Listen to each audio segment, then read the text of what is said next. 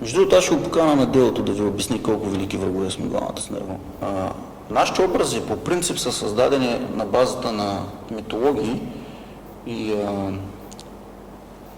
градски легенди и така нататък.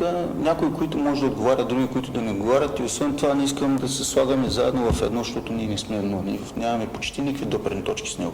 Никакви, нула. Пак ти казах, не само икономически.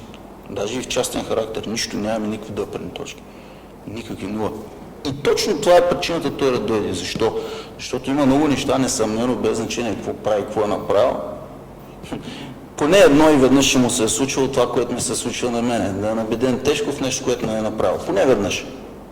Разбираш ли? И оттам насетне един такъв човек би следвал да те разбира най-точно. Това стане, ако не иска да не идва, няма проблеми.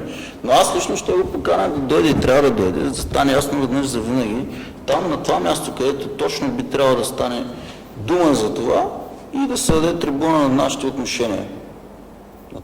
Именно, че не сте врагове. Никога не сме враговали по никакъв повод, защото не е имало такива причини.